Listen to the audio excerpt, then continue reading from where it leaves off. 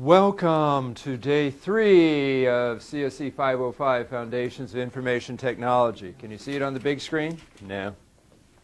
Let me get the big screen running at some point too. All right.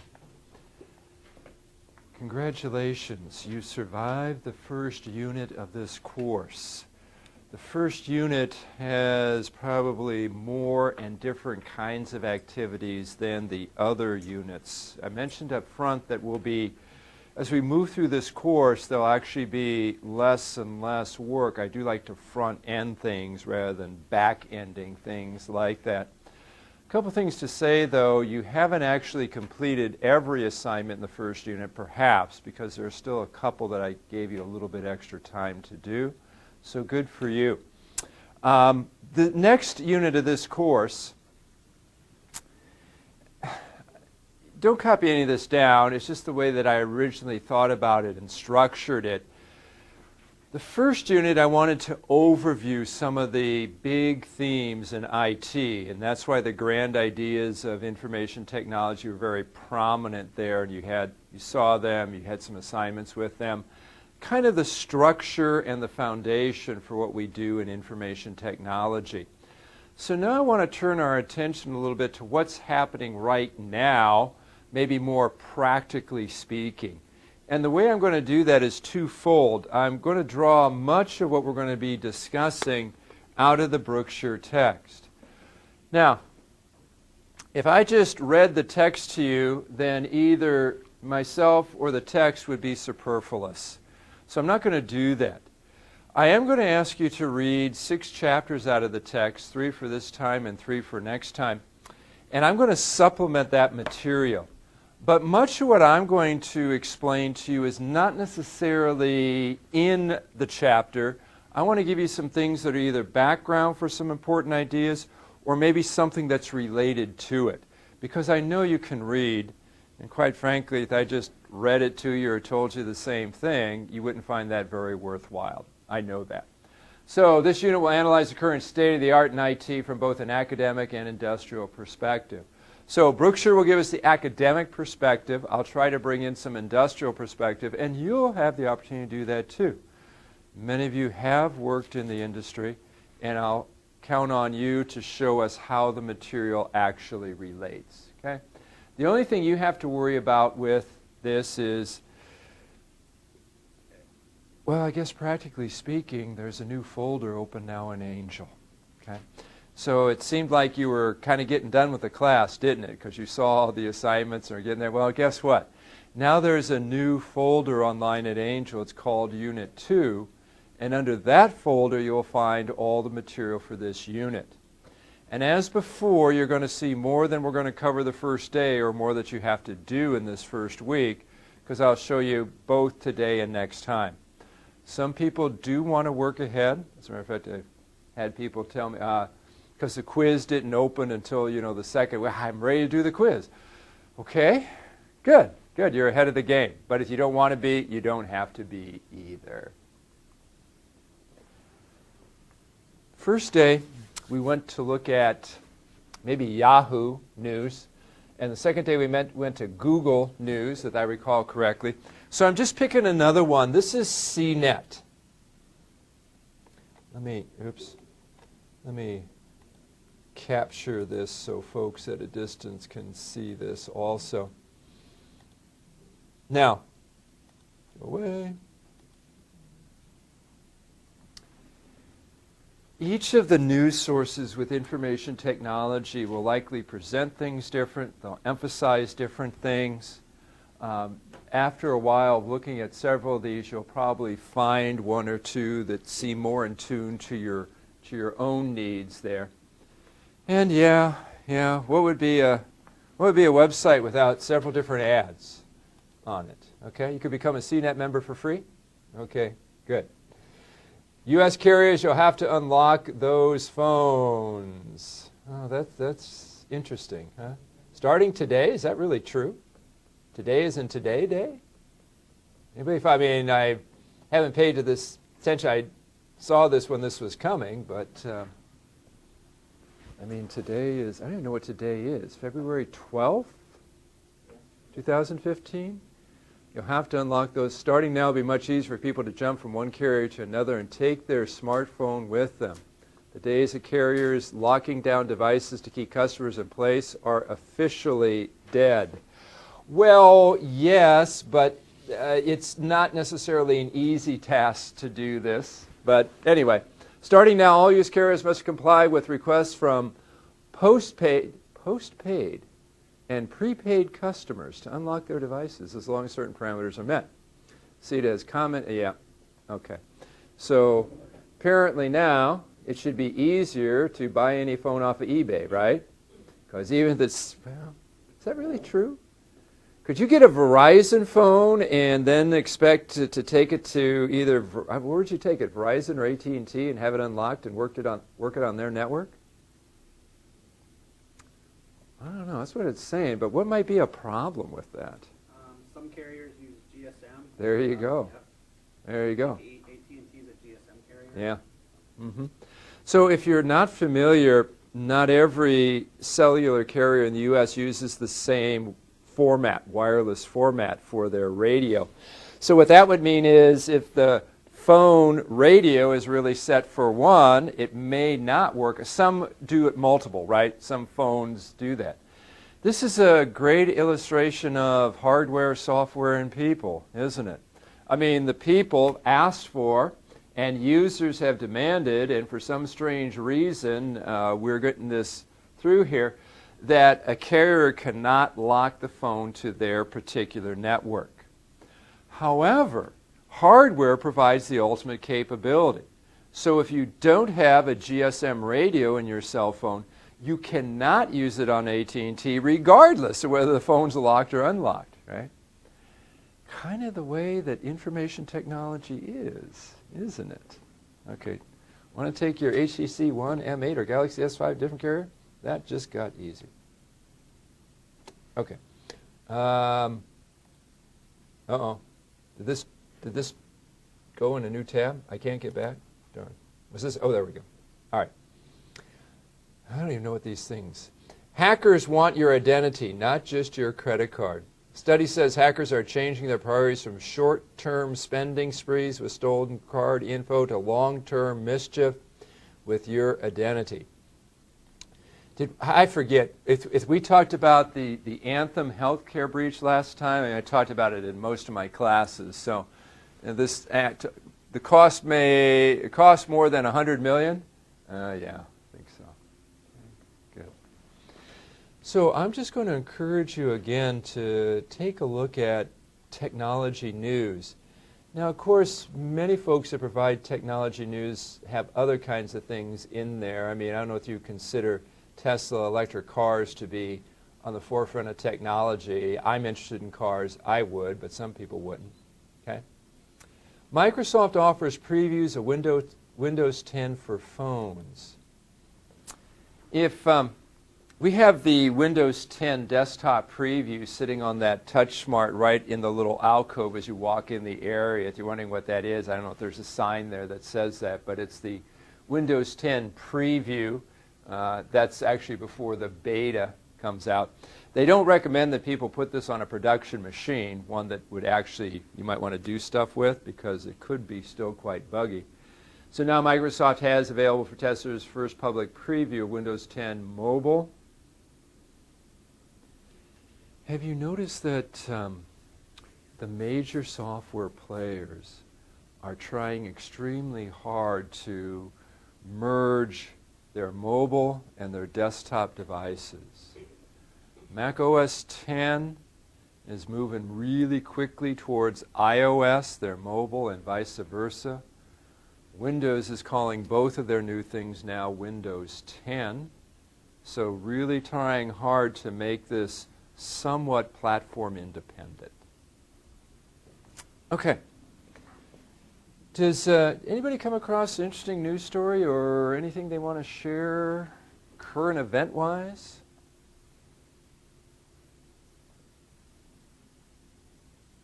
Oh, really? I just don't understand these. Expedia pays 1.3 B for orbits? I don't understand any of this stuff. Okay. I don't know how those people make money. Do you? What's that model?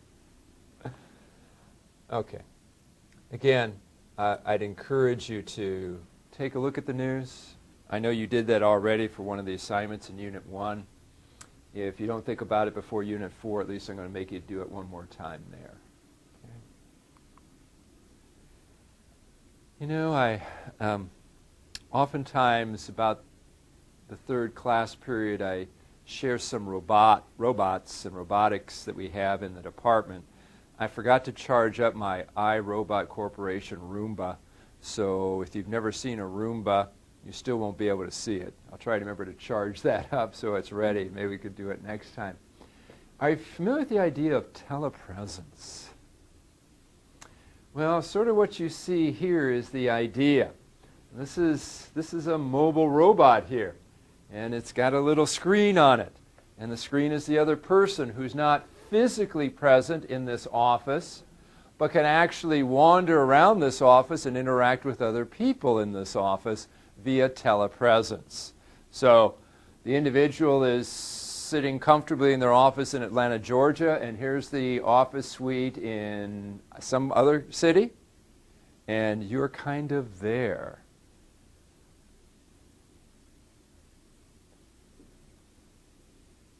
Anybody done this? Have you? We've actually, at Northwestern News Show, we've actually had those reports. Okay. Because we have a lot of people, we have 2 campuses. Mm-hmm. So a lot of people that work from too. So Mm-hmm. it's available for anybody to use. Really? I haven't used it. Okay. Before, so I Uh-huh. haven't used, but I've seen it roaming around. Really? So it's Interesting. kind of neat. Uh-huh. Okay, interesting. I'm very interested. I have not done this. I'd be very interested in what folks think. So what do you think, even though you haven't done it, B, what is it, what do people say? Colleagues? Anybody that's used it? Any feedback? I haven't had anybody say anything, but I think personally for me, it's no different than a teleconference. Right. Like a video conference. Right. So, Mm-hmm. Yeah. I don't know if it's worth having a robot to do that. Yeah, exactly. Uh-huh. Good point. Good point. Uh-huh. Interesting. iRobot is the name of a corporation. For consumers, one of the best known things there is their Roomba, which is their line of little robotic vacuum cleaners. They don't look like traditional robots. They are just little round things that scurry around on the floor there. And I have one, but all I could do is just show you it statically because the battery's kind of all worn out and I need to charge that up. But it is, it's interesting. A lot of interesting things in the world of information technology. I'd like to point these out and also do the news too, because again, sometimes people have a very narrow picture of what IT might be about or what potentially they could be involved in the future with IT. There's a lot of stuff out there. Okay. This evening, I want to take a look at 3 chapters in the Brookshire text with you. Chapters 1, 2, and 5. You should read those chapters. Now, I'm going to be taking those chapters out of order. And secondly, I'm not going to be following exactly along as J. Glenn Brookshire does, because I want to give you some additional background or supplemental material. There are a couple places where I think are key and they might be a little tricky to understand, so I'll definitely talk about those specific things and I'll make reference. And who knows that I've got the right page numbers. I don't know, for whatever reason, I sometimes go dyslexic on that. But when we get there, we'll see. We'll take a look at that kind of thing. Chapters 1, 2, and 5 in the Brookshire text. Okay? Let's review. An IT system is fundamentally composed of 3 things. Hardware, software, people. You got it. Now, you couldn't remember that? Don't worry about it. An IT system is fundamentally composed, first of all, of hardware. Now, if I asked you to define hardware, I know you could. I know you can get to the part of it's the physical components which actually perform the processing. Excuse me. Inside my desk up here, I have a Brand X. I have an Acer personal computer sitting in that desk there. Inside is a processor and memory and storage and input and output, all the physical components which would actually perform the processing. Now that's interesting, that's fun, that's exciting, and Brookshire's going to be talking a lot about various aspects of hardware here, and you can read all about that. What I want us to do in IT is think more in terms of a system. What hardware does for a system is it provides the capabilities of the system. Hardware determines what is possible excuse me, to do.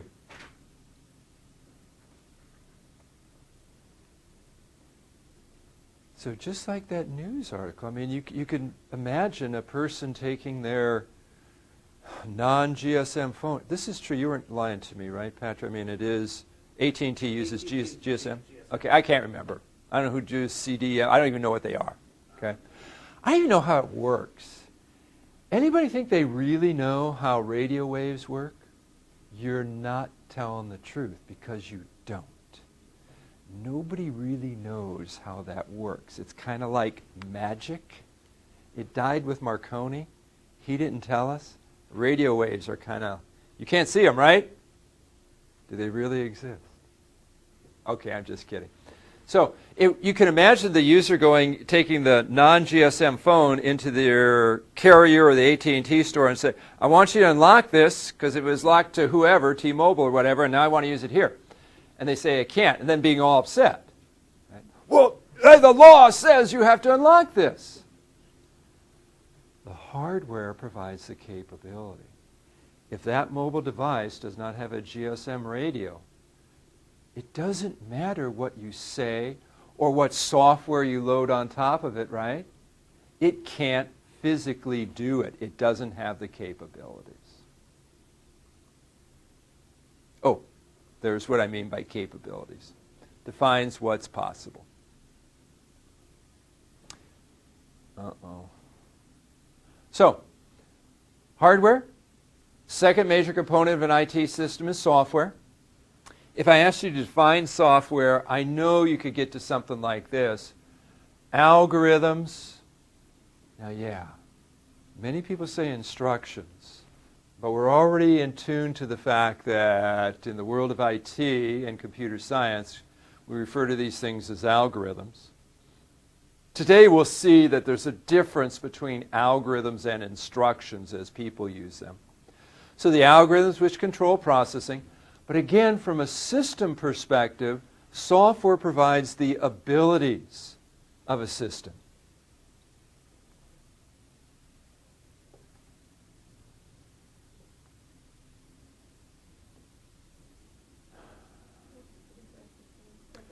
Yeah, good question. Capabilities means what's possible. Abilities means what's probable or likely. I'll give you an example.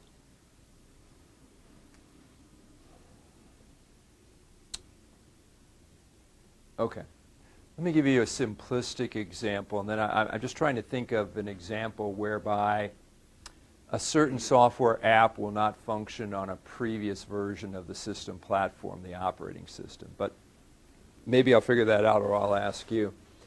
Imagine that you have a mobile device and you want to listen to music on this mobile device. Let's go back to hardware. If that device does not have a built-in speaker, or that device does not have some kind of wireless capability that can transmit signals appropriate, or if it doesn't have a headphone jack, so in other words, if that hardware device does not physically have either built-in speakers or the capability for you to attach speakers to it, are you going to listen to music? No. I know what you're asking. What kind of mobile device doesn't do that? I don't know either, but just play along with me. Now, let's say that your mobile device does have those things. Will you listen to music? The answer is only if you have the correct software. Only if you have the correct app. If you have a desktop system and you don't have Windows Media Player, is that correct for Windows? If you don't have iTunes, if you don't have Zune, if you don't have whatever the other ones are you going to listen to music? No. It's possible you have the base level capabilities, the hardware exists, but without this software that will change that possibility into reality, it's not going to happen. Okay? Another example. If, let's say you bring in an old desktop system and, I can't even think of anything. Anyway, you want to run some new latest and greatest app. Think about something that's iOS 8 specific. Well, I can't. Anyway, if you don't have the correct hardware platform for it, you can't install it. Right? Software determines the abilities of the system. Third component, people. People provide something that today neither hardware nor software can provide, and that's the intelligence of the system. People provide the intelligence of the system. They do that in many ways. All the roles we talked about before and all the roles you know, all of those activities require intelligence. It's not just IT professionals applying and managing, but it is also computer scientists. Not just me, right? It is also users, right? See, some of us, computer scientists and also information technologists, we create systems as problem-solving tools, either from scratch, like a computer scientist would. You know, when a computer scientist is thinking about discovering and analyzing algorithms. But this also applies to users, as they're just employing the algorithm. Users have to supply intelligence also to effectively solve problems with technology.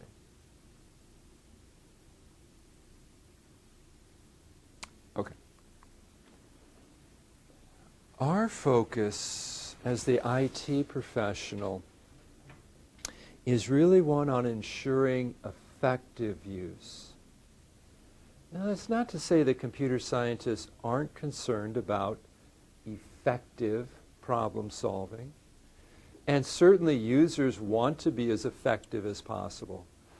But we're really the folks that are tasked with ensuring that. By effective, I mean those two standard benefits of computerization, productivity and efficiency. The reason we use technology, the reason we use computer systems at all, is to provide either a productivity advantage. The technology should make problem solving faster, for example, and or an efficiency advantage.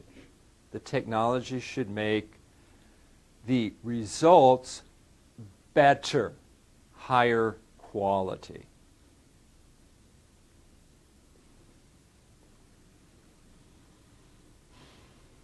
All right. So, I'm resetting the Roman numeral outline. New unit, new Roman numeral. We'll start at Roman numeral 0. We're going to start, first of all, talking about algorithms. That is chapter 5 in the Brookshire text. Did I say that anywhere? I didn't. I was just expecting you to know that. That's chapter 5 in Brookshire. Now, of course, you already remember that for J. Glenn Brookshire, algorithms are at the center of everything a computer scientist and therefore an information technologist does. And when I listed the 9 grand ideas of IT, I began with algorithms. So algorithms are a real central theme here in information technology. Here's a definition that we're going to work with.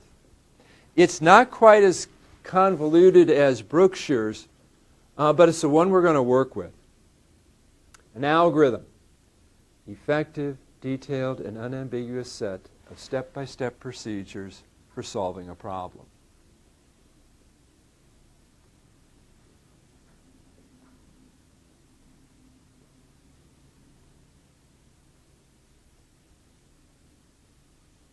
what I want to focus on is not the second half of that. That's the half we've already seen and we know about. You know, early on we said an algorithm is a method or instructions for solving a problem. That part we know. I want to focus on those three adjectives that qualify this idea: effective, detailed, and unambiguous. Here's where we're going so you know when we get there. An algorithm isn't like human instructions. How we think about instructions is not what algorithms are. Algorithms are special. They are effective, detailed, and unambiguous. I'm going to define each one of these in a moment. Now, sometimes, and even once in a while, Brookshire says, well, algorithms, you can simply understand that because they're similar to these things that we work with all the time. Similar to human instructions, similar to human directions or recipes or plans. In other words, if you ask somebody, excuse me, how do I get to the Bradley Center in downtown Milwaukee? They'd give you some directions on how to get there. You might believe that's an algorithm. It is not. It does help solve the problem, but it's not an algorithm because it doesn't have those characteristics that we'll talk about. Okay? 3 years ago, the theme verse at Concordia University, Wisconsin was this verse from Jeremiah. Context, Jeremiah lived 1,000 years BC. Jeremiah was a prophet. That's somebody who speaks God's word to the people. And God, speaking through the prophet, said, I know the plans I have for you, declares the Lord, plans to prosper you, not to harm you, plans to give you hope and a future. Do you make plans? Probably so. Do you have one of those things, you know, the thing on your phone, you know, the daily planner and add the tasks and all that kind of stuff? Yeah. How often do those plans for the day or week or month or lifetime follow exactly as you lay them out? Never. Okay. Did I already do this last week with you? I mean, you know, I had some plans for today and they got interrupted yet again because somebody else had what they believed was a much higher priority. Yeah. So human plans, I mean, we could plan a lot. You're planning out your schedule of classes. You're thinking, well, okay, when I'm done with CSE 505, what am I going to take next? And that might change. God's plans are perfect. And if there's any way that a plan is like an algorithm, it would only be God's plans. Human plans are not meant to be effective, detailed, and unambiguous. Let's look at those things. Oh, sorry. Yeah. Following instructions for dummies. Do you remember those For Dummies book? Used to be pretty popular. I think they're still around, you know, Computing for Dummies or whatever it might be for dummies. Okay? Learn how to read and follow instructions of all kinds. What was bullet point 3? Oh, okay, they're just making that up. Okay. But anyway, I thought that was kind of funny. Here's how an algorithm is different. Unlike human directions, an algorithm must be, first of all, detailed. By detailed, I mean it must list every step.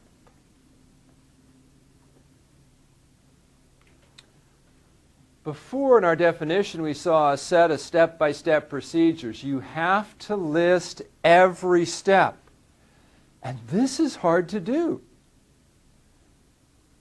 If you've ever given directions, or especially if you've ever received directions from somebody else, you know that they might leave a step out. Oh, gee, I'm driving down the road and suddenly it's a dead end. Well, it's pretty obvious that, you know, I need to turn here, but you just forgot to say that. That happens often. We leave out steps when we're talking to each other. You can't leave out a step in an algorithm. Computers are dumb. And by that I mean the hardware blindly follows the software instructions. Hardware can't think and reason. It can't step back from the instructions and say, I think you forgot something. And then, as it were, fill in the blanks. Algorithms, unlike human directions, must be detailed, extremely detailed. Secondly, unlike human directions, an algorithm must be unambiguous.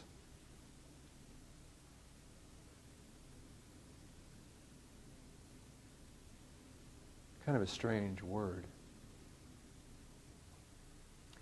If I take the prefix "un" out of that, if we just have ambiguous, ambiguous means confused, cloudy, unclear. So ambiguous is the opposite of that. Each procedure must be crystal clear. Imagine sunning yourselves on the shores of Lake Michigan, February 13th, tomorrow when it's 0 degrees. No.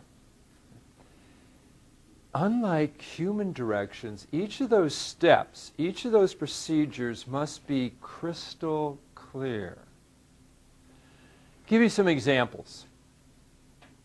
I'm trying to pick some things that I think most people would not be familiar with.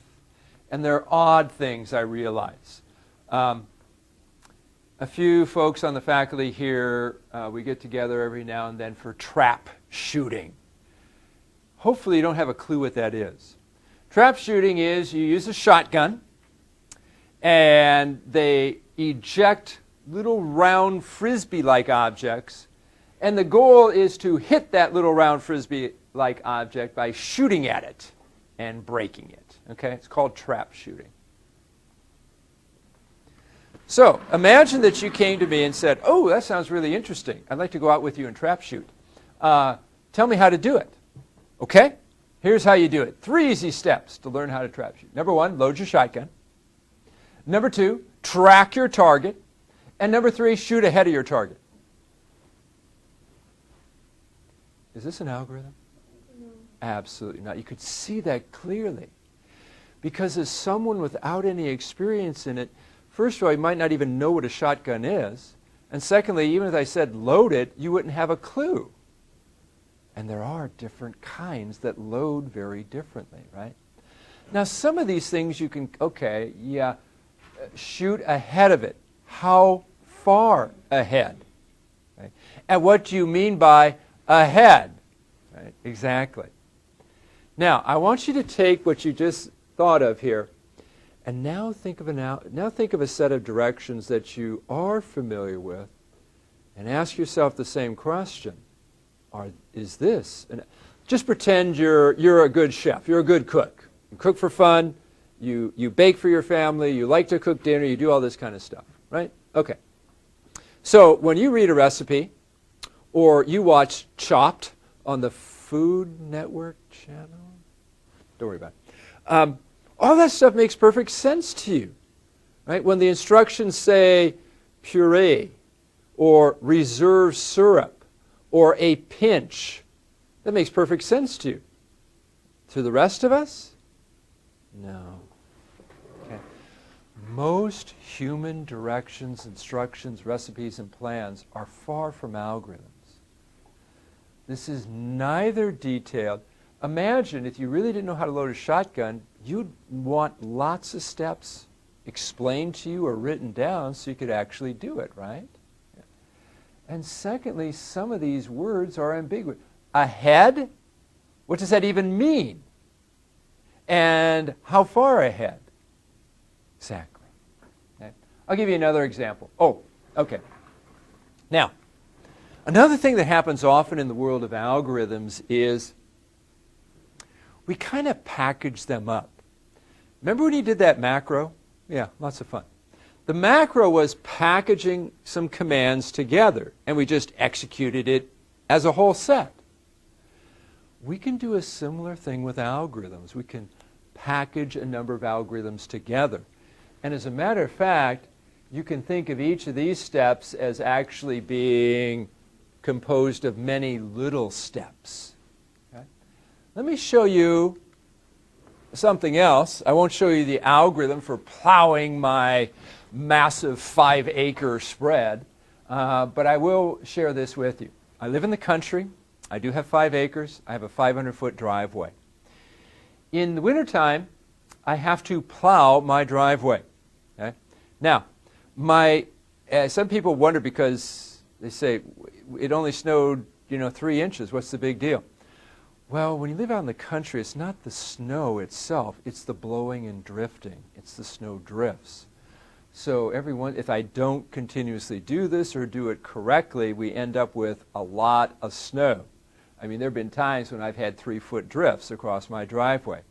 And in spite of the fact that my truck has 500 little horsies in it, it wasn't enough. So I had to call my neighbor, who has a snowblower the size of Vermont, to come down and get rid of the snow.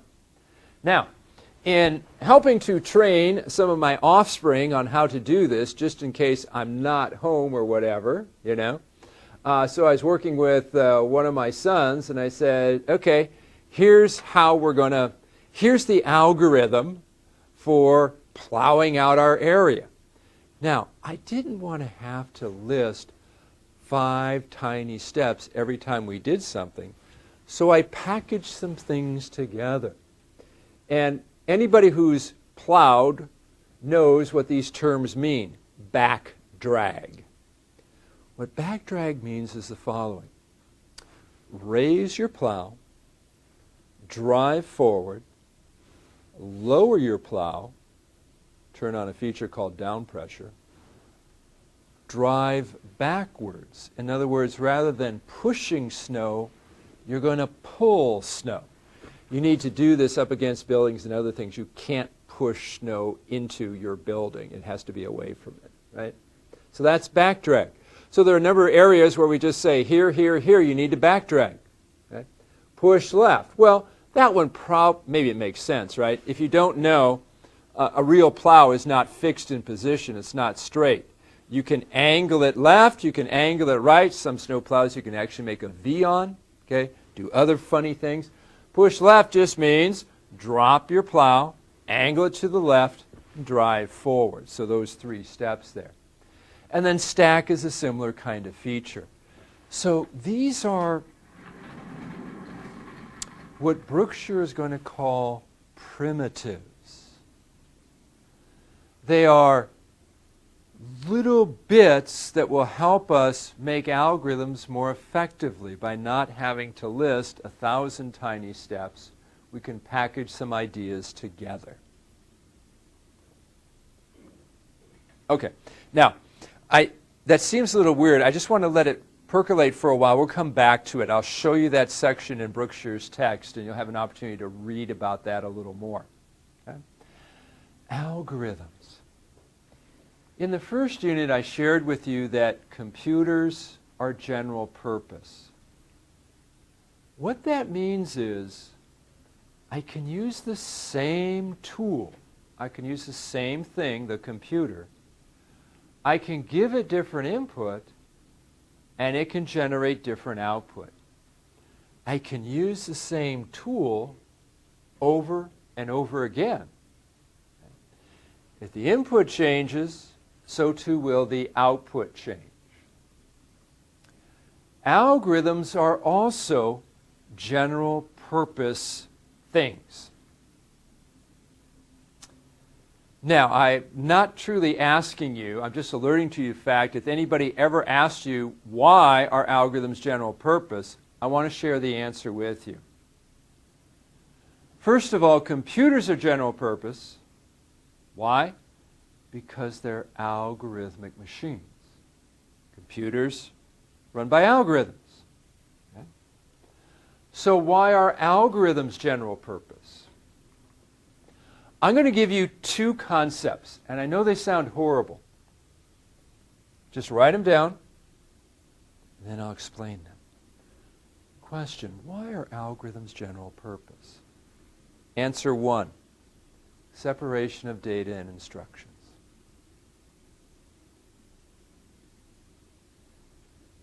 Answer 2.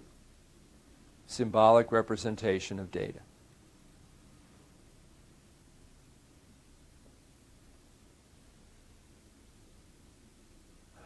Those are two horrible sounding sentence fragments.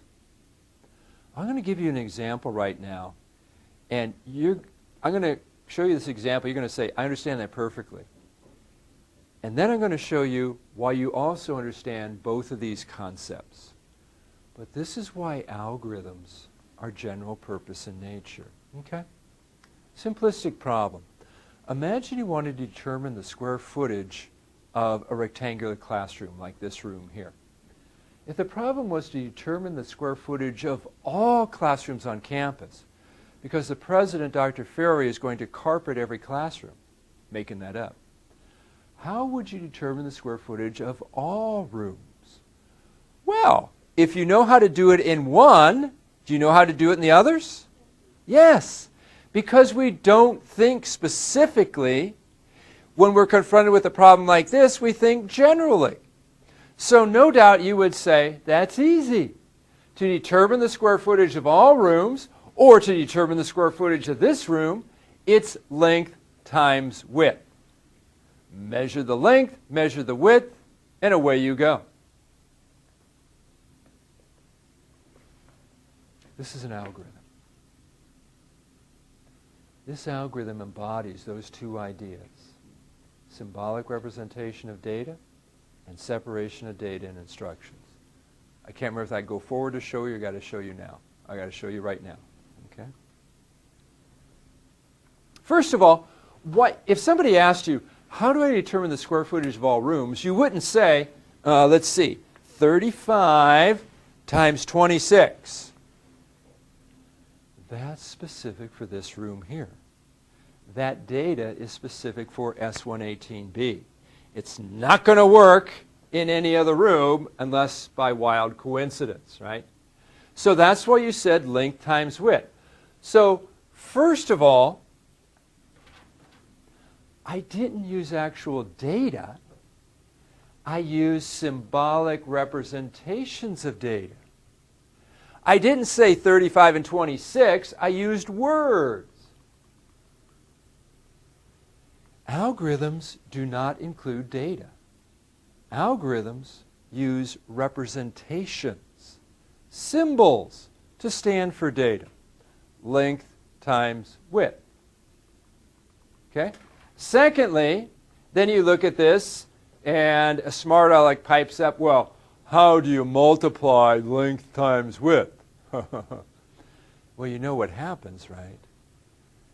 The data is supplied by us. Here's its representation. But before we do the actual operation, then we substitute the data value for that symbolic representation. In other words, the data isn't part of the algorithm. I separate the, oh shoot, I'm sorry, I went back too far the first one, right? That was symbolic reps. Okay. Did you get it, even though I showed you the wrong one? Okay, good. So the idea, first of all, I use symbols to stand for data. And secondly, I don't include data. I've separated the data from the instructions. The algorithm says multiply, but it doesn't say multiply these specific numbers. So algorithms are powerful because they are general purpose. Does that apply to any rectangular space? You bet. Now, what's the relationship of an algorithm to a software app?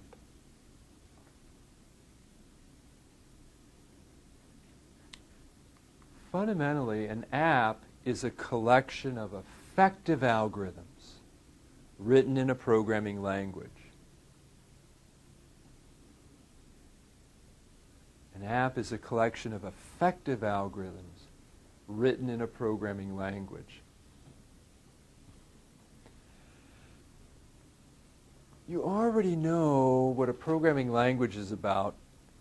Most of us had some prior exposure, and then in Unit 1 we kind of mumbled around a programming language, right? and there are other ones in your coding text. So you know what a programming language is. Okay? So an app just has the algorithms written in Java. We don't write apps in English or any other natural language. We have to use a programming language. I'm going to get to effective a little bit later, but for right now, notice that there is more than one algorithm inside an app, a collection of algorithms. Here's sort of a way to think about that. Think about any app you've used. Well, let's think about Office Word. All of the features and functions in Office Word are implemented using an algorithm. When you select spell check, there's an algorithm for that. When you issue save, there's an algorithm for that. When you say double space, there's an algorithm for that. So Office Word is a collection of many effective algorithms, all working together for the same purpose. I don't know if I shared with you last time, but some people claim that Office Word 2010 has 6,000 unique features and functions. I believe it. I don't know a tiny fraction of those things, right? And every one of those has an algorithm behind it. All right. Algorithms are tools for solving problems. I talked around this issue in Unit 1. And I think you picked up on it, especially when we were looking at algorithms and the different way that a CS professional might view algorithms versus an IT professional. But there are at least two different levels, two different kinds, if you will, of problem solving. One level, and I don't want to call these level 1 and level 2. One level is the level of creating algorithms. Sometimes we are confronted with the task of creating algorithms. Now, I was looking for some synonyms, and if this doesn't mean anything to you, ignore it. I was just looking, how can I express the idea of create? Maybe discover. Isn't that what Brookshire said, the discovery of algorithms? Good. Maybe prove. Brookshire used the term analysis. Sometimes, though, creating algorithms is one type of problem solving involved. At one point in time, somebody had to create the formula, create the algorithm for determining the square footage of a rectangular space. In some apps, for example, in spreadsheets, you create algorithms. You've likely used a spreadsheet before. We're going to solve a couple mathematical models in a spreadsheet in Unit 3 of this class. So if you haven't, or it's been a while, just recall this, because the task involved in using a spreadsheet is actually the task of creating algorithms. When we get there, I'm going to tell you that spreadsheet users are programmers. Programmers create algorithms. That's exactly what you're doing in a spreadsheet. Now, the language is not Java, but that doesn't make a difference. There are many different languages. There's another kind or level of problem solving, and that's level 2, but don't call them 1 and 2.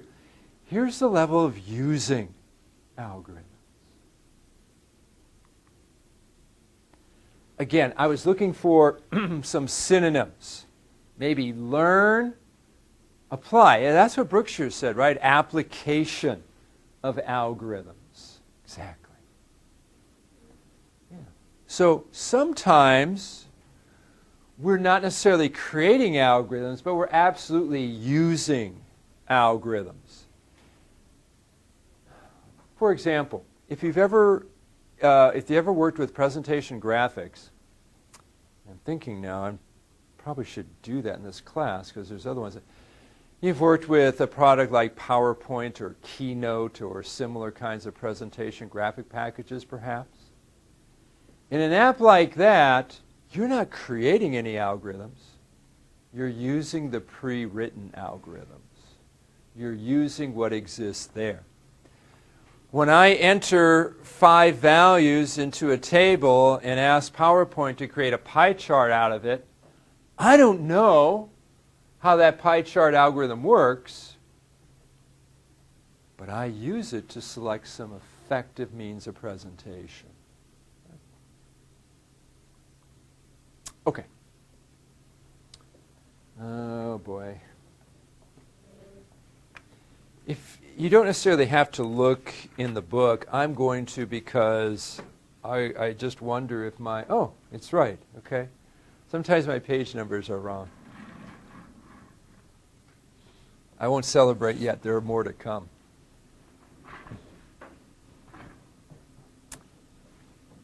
Actually, beginning before this, beginning back on page 192 in Chapter 5 on algorithms, Brookshire has a section entitled Pseudocode. For now, we forego the introduction of a formal programming language in favor of a less formal, more intuitive notational system known as pseudocode. In general, a pseudocode is a notational system in which ideas can be expressed informally during the algorithm development process. What in the world is J. Glenn Brookshire trying to tell me? Well, remember, algorithms are effective, detailed, and unambiguous. The reason that we have to express them in a programming language like Java is because Java is also effective, detailed, and unambiguous. But sometimes it's easier when you're developing algorithms to be less formal up front. In other words, to do something like English. Now, we can't ultimately express an algorithm in English because it is not detailed, unambiguous, and effective. But when you're getting started, most programmers write pseudocode. So beginning there, he talks a little about on page 196, he has some actual pseudocode. That's what you see in that little figure there, figure 5.4. Now, on the one hand, this looks a little intense.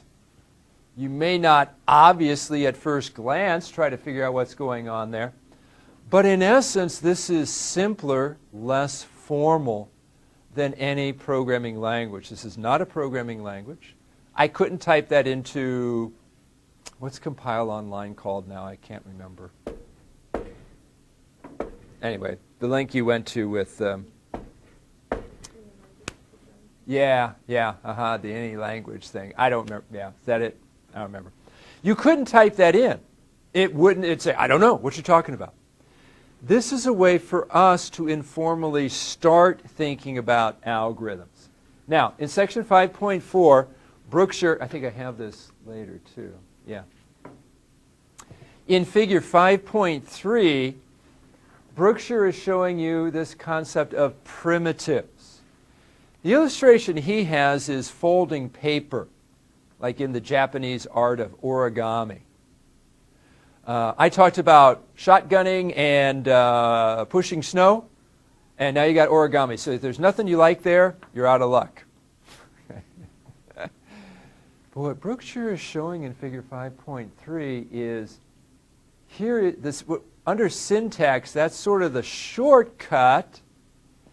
And then the semantics there shows here's the longer, more detailed stuff. So again, a primitive is a building block for an algorithm. It will make writing algorithms and developing algorithms easier. And I'd encourage you to read through that. I got to sneak ahead just a little bit. Nope, don't look there.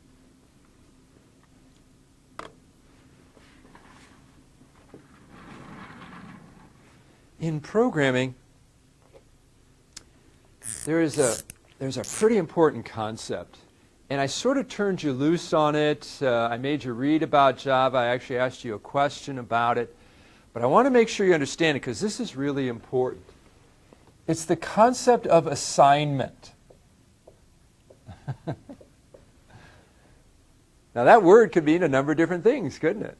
It could mean an activity that you had to go through. But in algorithms, in programming language, assignment means something different. On page 193, Brookshire begins to talk about the assignment statement. And Brookshire expresses it the way every computer scientist does, so we might as well begin to see it. And that's with this left-pointing arrow. That left arrow gets across the computer science and IT concept of assign. The assignment operation. What this says to do, and you kind of already investigated, what did we do, dog years? Why can't I remember? Old people, okay? When you were doing things, remember you could have an expression over here like you can add or multiply, and then the results of that, the answer, are assigned to this variable. You're not going to assign it to a value, a number. Right? You're going to use a variable, a field, a placeholder. All these ideas are interrelated. So you had an opportunity to think about it a little bit. Now I want you to go back, read through this, and make sure you're picking up on it, kind of a central concept in algorithms and in programming languages. On page 198, Brookshire has a little box. Does he have a little box, or just got to read the whole thing? Under section 5.3, algorithm discovery, his next major section at the bottom of page 198 says, the art of problem solving. Very interesting here. You'll notice he's got 4 steps. Eons ago, on the first day, I shared with you how you solve problems. Understand, plan, create, test.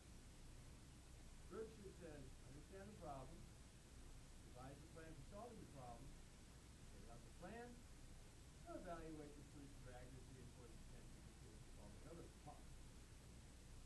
Now, that was neither originally with me or with Berkshire. Berkshire makes reference to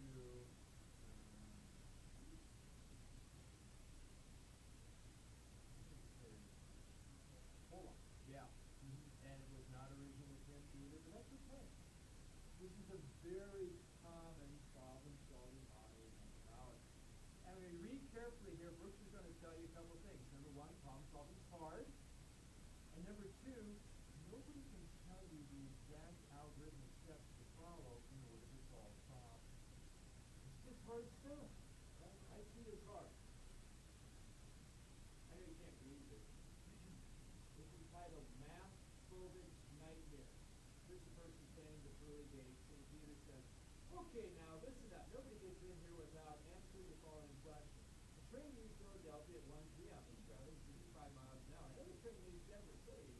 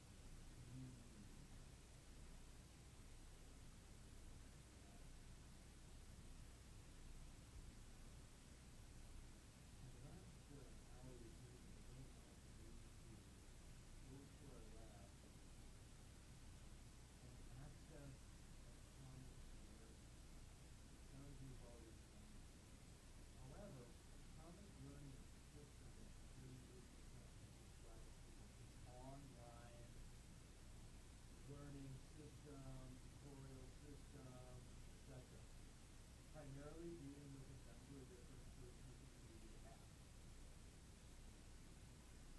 There are lots and lots of lessons and information and material here. And I'm going to ask you to investigate it just to A, make sure you actually can, and then B, see if you can find anything at all that might help you with macro differences. And secondly, because we're going to jump right into spreadsheet in Unit 3 with just a tiny bit of introduction. If you're not familiar with spreadsheets, you might find some interesting things about Excel. And we have Excel 2010 in the lab next door there. So there's lots of little online tutorials on Excel. A lot of people have actually, once they discovered this, used it to investigate other apps, even ones that we're not using. So this is where it's doing Adobe Illustrator, something like that, and they've got Excel. All right, folks, let's take a break. Stand up, walk around,